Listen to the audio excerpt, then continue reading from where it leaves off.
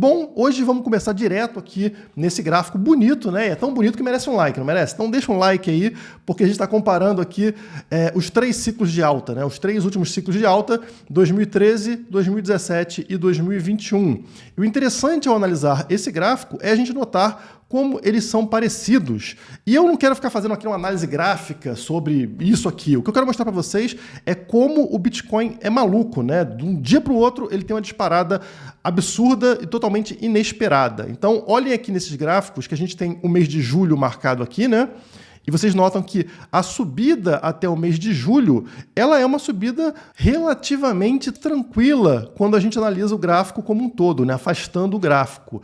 E a gente percebe que tanto em 2013 quanto em 2021, o preço bateu aqui no 1,61 da Fibonacci e depois caiu até julho. E a partir daí voltou a subir. Já em 2017 não chegou no 1,61, né? Ele teve uma queda antes, aqui em julho, né? E depois também voltou a subir. E notem que coisa incrível, né? Aqui, nesse círculo amarelo, a gente tem novembro, portanto, o momento que a gente está agora. E olha só o que acontece em todos os ciclos de alta de novembro até a virada do ano. Então, quer dizer, a gente está falando aí de praticamente um mês, né, ou pouco mais de um mês, que foi essa disparada que a gente teve em todos os gráficos, né? Olha o tamanho da subida em comparação ao que aconteceu antes, né? Então, é uma subida muito forte num período extremamente curto, tanto em 2013 quanto em 2017, e a tendência, né, se a gente pegasse o histórico, seria uma disparada aqui do Bitcoin, atingindo aqui a faixa dos $200 mil, né, que bateria lá no 2,272 da Fibonacci, onde foi alcançado nos ciclos anteriores, tá? 2013 teve a disparada saindo aqui dos $200 até $1.200, né? Em 2017, teve a disparada da região aqui dos $4, $5 mil até os $20 mil, e agora seria a disparada desta faixa dos 60 e poucos mil dólares até $200 mil. Só que é importante a gente ter a noção de que quanto maior fica o mercado, mais difícil a gente ver esse tipo de movimento absurdo. Por quê? Porque aqui atrás, em 2013, por exemplo, alguns milhões de dólares eram suficientes para fazer o preço dar essa disparada. Agora, a gente está falando do mercado aqui no Bitcoin de mais de $1 trilhão.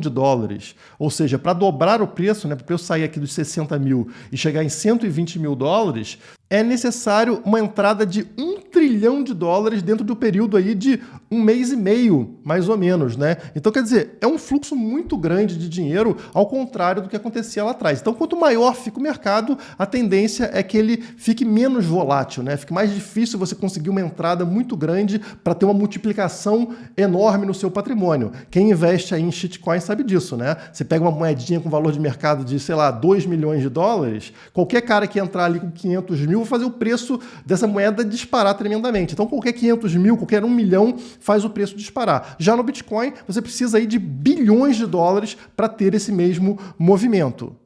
Portanto, o cenário mais provável para esse tipo de movimento absurdo aqui, com a injeção de trilhões de dólares dentro do Bitcoin, seria a manutenção desses programas governamentais, né, de impressão de dinheiro, de endividamento dos governos. Mas a gente sabe que o que está levando a essa impressão está caindo agora, né? A tal da pandemia está sendo reduzida ao redor do mundo. Seria necessário algo novo para sustentar governos imprimindo tanta grana assim a ponto de gerar um movimento como esse. Será que isso é possível? Bom, primeiro, quando a gente abre esse gráfico aqui com relação à dívida dos Estados Unidos, a gente percebe que é um movimento muito similar ao que a gente tem aqui nos gráficos de 2013 e 2017, né? É um gráfico maluco e é isso que os governos estão fazendo, ou seja, imprimindo dinheiro para bancar essa festa toda. E isso está sendo acentuado principalmente aqui nos últimos anos, né? Se pegar a última década aqui de 2010 para 2020, a gente vê essa subida ficando mais íngreme, ou seja, mais endividamento por parte do governo, nesse caso aqui, o governo americano, mas serve para qualquer país, né? Então notem que absurdo, onde a dívida aqui, até mais ou menos a década de 80 e 90, estava ao redor de $1 trilhão, e agora aqui já superou os 23 trilhões de dólares, tá? Então, isso aqui sustenta subidas dentro do Bitcoin, porque o Bitcoin está ligado justamente a esse tipo de atitude por parte dos estados, né? O dinheiro estatal não tem limite, ele é inflacionado de forma indefinida, enquanto o Bitcoin ele tem uma quantia fixa, uma oferta fixa. Portanto, isso aqui está ligado à subida de preço do Bitcoin. O que acontece é que leva um tempo para isso aqui ser refletido dentro do gráfico do Bitcoin. Por quê? Porque faltam entradas, portas de entrada do mercado tradicional para dentro do mercado de criptomoedas. E quanto mais portas a gente tiver, mais rápido vai ser a transferência da inflação e também da dívida dos estados para dentro do Bitcoin. E é claro que isso seria negativo para os estados, porque se as pessoas têm uma rota de fuga, no caso o Bitcoin, o estado para de ter controle, para de conseguir fazer isso aqui funcionar, né?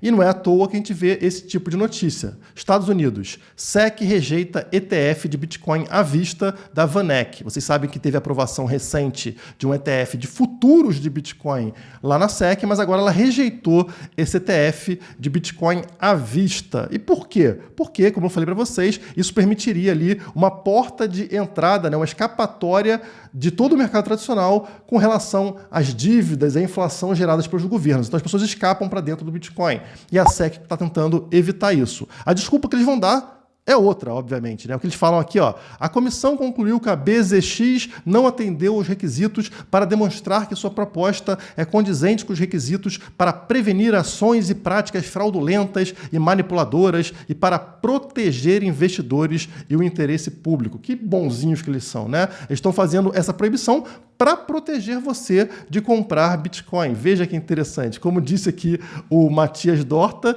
no Twitter, vou traduzir para vocês, a SEC rejeitou o primeiro ETF de Bitcoin em 2013. Eles protegeram com sucesso os investidores de ganhos de mais de 12.700%. Veja que felicidade você ser protegido pelo Estado de ficar rico. Né? É isso. Você poderia ser hoje multimilionário, mas graças à SEC te proibindo de investir, você não é.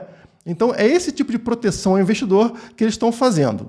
Como bem pontuou o economista Fernando Urich, o Bitcoin ele é uma ferramenta para desobediência civil contra a opressão financeira dos países, servindo como uma válvula de escape para populações em crise financeira, algo que agora é global, né? Crise financeira está em todos os países. A gente viu aí, por exemplo, os Estados Unidos com a maior inflação dos últimos 30 anos.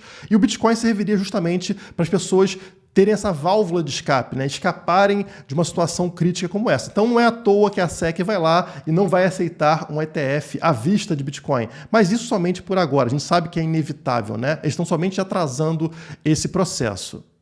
Agora, como que o Estado faz para evitar desobediência civil, né? Pessoas se voltando contra os governos? Bom, eles precisam gerar dependência, tornar você dependente do Estado. Porque aí, se você depende do Estado, como é que você vai atacar o Estado? Não é possível, né? E a forma de você criar essa dependência é proíba pessoas de terem liberdade, de trabalharem, de gerarem renda, e aí você dá o dinheiro para elas. O Estado banca isso, né? Ele imprime dinheiro, desvaloriza o dinheiro, mas ele está te bancando. Então você se torna dependente daqueles parasitas. E aí não é à toa que a gente vê esse tipo de coisa acontecendo. O que está por trás do apoio ao quarto cheque de estímulo? Então, como a gente viu aqui no Brasil, onde as pessoas recebem dinheiro do governo ao longo da crise, lá nos Estados Unidos já estão falando em quarto cheque de estímulo econômico, tá? Vamos ler a matéria aqui. Alguns políticos estão defendendo uma quarta rodada de estímulos que efetivamente tornaria estes pagamentos recorrentes até o final da pandemia. Notem aqui algo importante, tá?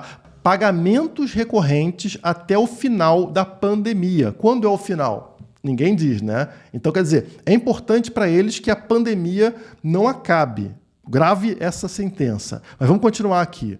Aí, mais para frente, eles falam, mais de 2,8 milhões de pessoas nos Estados Unidos assinaram uma petição online que pede aos políticos para passar uma lei de envio de $2.000 mensais de pagamento. E aí, obviamente, os políticos gostaram da ideia, né? Claro, vamos ficar pagando $2.000 para o pessoal ficar em casa, ficar trancado dentro de casa, não trabalhar. E aí a gente consegue criar essa dependência do povo junto ao Estado. E aí, no dia 30 de março, 21 senadores, todos democratas, ou seja, todos da esquerda americana, assinaram uma carta para o presidente Biden defendendo esse pagamento recorrente de estímulos. Mas, como eu destaquei para vocês, a ideia desses políticos é que esses cheques continuem sendo emitidos até o fim da pandemia. E como é que eles podem fazer para garantir que essa pandemia nunca acabe? Bom, começa assim. CNN Brasil, tá? Pesquisadores apontam grandes chances de novas pandemias com mudanças climáticas. E aqui tem algo bem interessante, porque eles dão um checkmate na gente, eles nos deixam sem saída. Eles estão dizendo, ou você vai ter novas pandemias, ou você investe no combate a mudanças climáticas. As duas coisas precisam de dinheiro. Então, quer dizer, se tiver pandemia, os governos continuam emitindo cheque, continuam imprimindo moeda, ou para combater mudança climática, como é que eles fazem? Emitem também nova moeda. Não tem jeito, eles vão continuar imprimindo dinheiro, como a gente percebe nessa outra matéria, O Globo, tá? Saiu agora também.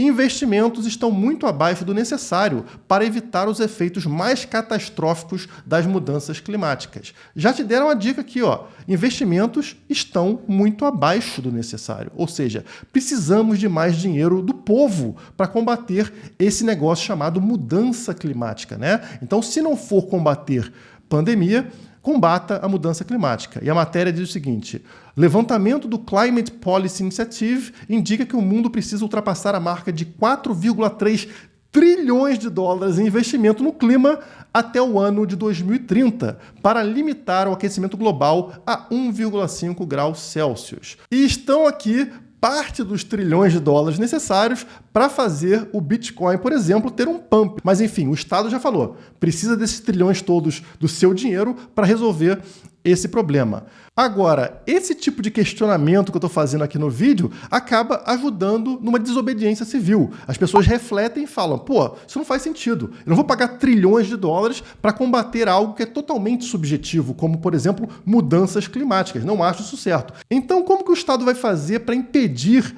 a desobediência civil? Ele precisa usar força para impedir que isso aconteça. Então, você não pode pensar, você tem que seguir cegamente aquilo que o Estado te fala, tá? E a forma de fazerem isso, é claro, é usando a força, como, por exemplo, está acontecendo agora na Áustria.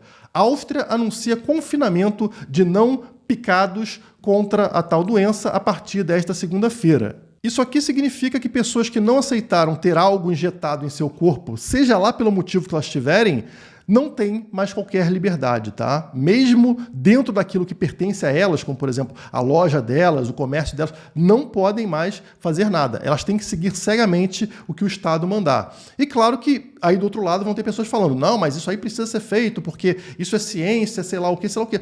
Mas essa é uma decisão que cabe somente ao indivíduo. O corpo é daquele indivíduo. Se essa pessoa tiver algum efeito colateral ou morrer, ninguém tá nem aí para isso, tá? Vai ser somente um número, uma planilha. Então, quem tem que decidir é quem vai sofrer um possível efeito colateral, como sempre foi na medicina, né? Você não pode forçar alguém a fazer transfusão de sangue porque vai ajudar outra pessoa. Não existe isso, né? A pessoa tem que fazer algo porque ela concorda com aquilo. O corpo é daquela pessoa e não do Estado. E algumas coisas estão acontecendo ao redor do mundo que fazem com que parte da população tenha dúvidas sobre injetar ou não determinada coisa. Como, por exemplo, essa matéria aqui da Veja Saúde saiu em 4 de novembro de 2020, quando nada disso estava sendo comentado. E olha o que a matéria falava. Provado. Mortes por doenças cardiovasculares no Brasil sobem na pandemia. Então, eles provaram, tá? Eles pegaram aqui estudos provando que mortes por doenças cardiovasculares estavam subindo. E aí, na matéria, eles não chegam a um consenso. Eles não entendem por que isso está acontecendo. Mas aí acontece isso aqui na sequência. Eu vou pegar a mesma fonte, tá? Veja a Saúde, ó. Veja a Saúde, agora 6 de julho de 2021.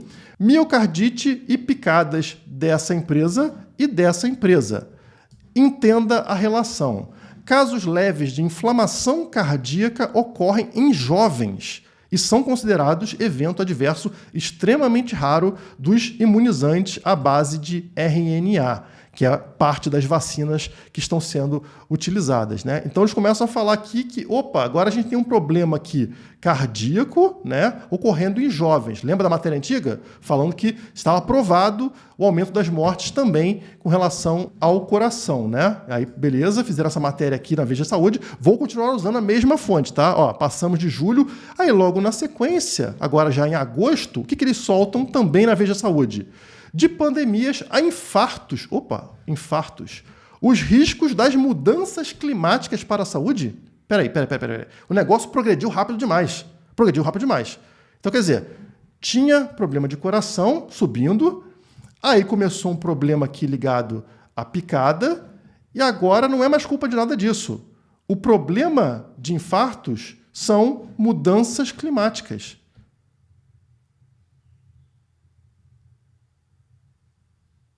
Mas vamos voltar um pouquinho aqui, que está meio confuso, né? Então, quer dizer, o problema dos infartos são as mudanças climáticas. E como é que a gente resolve mudança climática mesmo? Deixa eu ver se eu encontro aqui. Ah, claro. A gente precisa de investimento para evitar a mudança climática.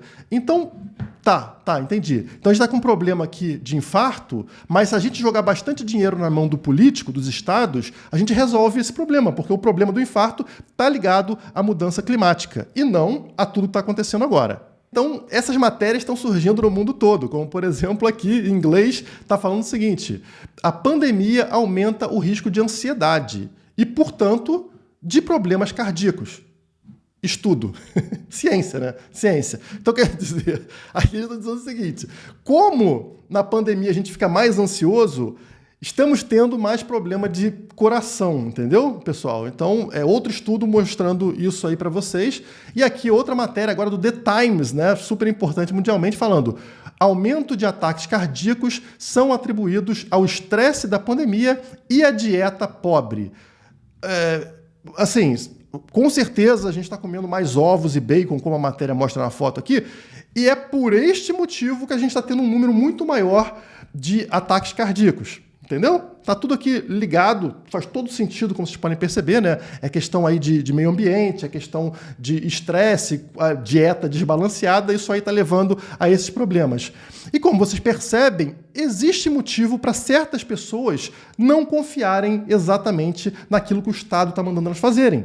E as pessoas preferem não fazer. Elas falam: não, eu sempre segui tudo certinho, mas dessa vez eu preferi pensar um pouco, então não vou fazer exatamente o que estão falando. Eu prefiro não fazer. E aí vai lá, o governo faz o quê? Como a gente viu na matéria, ele prende você, ele proíbe você de sair de casa, ele proíbe você de trabalhar. E claro, as pessoas defendem, porque é ciência. Então, ou você se curva, ou você está preso. É exatamente assim que eles evitam uma revolta popular, né? Ou como o Fernando Urich disse, desobediência civil. É a forma que eles encontraram para evitar qualquer tipo de desobediência. E a mesma coisa que está acontecendo agora com relação à doença vai acontecer também com relação a mudanças climáticas. Se você não seguir exatamente o que o Estado te manda com relação à mudança climática, você também não pode sair de casa, você não pode fazer suas coisas. Por isso que a gente vai ter um passaporte ali que vai estar tudo registrado. Se a gente não agir conforme o Estado manda, a gente vai ter nossas liberdades reduzidas ou removidas, como acontece, por exemplo, na China. A intenção de todos os governos é justamente fazer esse tipo de passaporte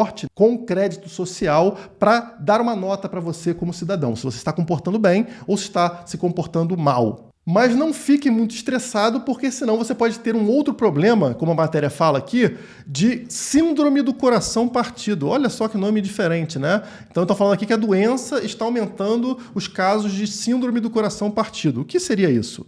Estudo publicado em fevereiro pelo Journal of Cardiac Surgery mostra que antes da pandemia, entre 1,5% e 2% dos casos de síndrome coronariana aguda eram atribuídas a cardiomiopatias associadas ao estresse. Durante a pandemia, essa proporção subiu para 8%. Então, claro, também foi aí um motivo de estresse, né, e não outros motivos. O que mostra pra gente que tudo isso é ciência, né? A gente tem aqui vários motivos para esses números estarem subindo, nenhum ligado, obviamente, àquilo que a gente sabe, né? São outros motivos para isso, mas as pessoas não podem desconfiar, as pessoas não podem questionar se realmente não tem nenhuma ligação. E sem questionar, obviamente, a gente continua com com esse gráfico aqui, ou seja, o governo com liberdade para imprimir moeda à vontade, gerando inflação e bancando os seus gastos enquanto rouba o nosso dinheiro. Então, as desculpas já estão sendo atualizadas para que isso aqui continue acontecendo. E é por isso que eu acho muito provável a gente ver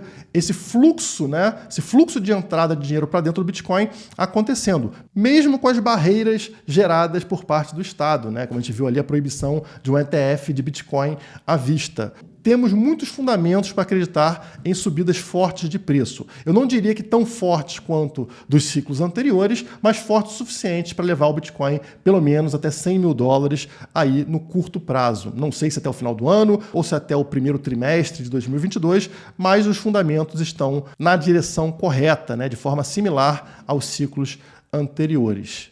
Enfim, eu trouxe somente as notícias aqui. Você faz o que você quiser da sua vida, né? Eu sou um libertário, portanto, eu acho que você é quem controla a sua propriedade, incluindo a propriedade do seu corpo, tá? Não tem nada a ver, cada um faz o que quiser. Eu somente trago questionamentos que eu acho que são importantes, até para a gente entender a dinâmica desse mercado, né? Por que mais dinheiro será impresso e mais dinheiro entrará para dentro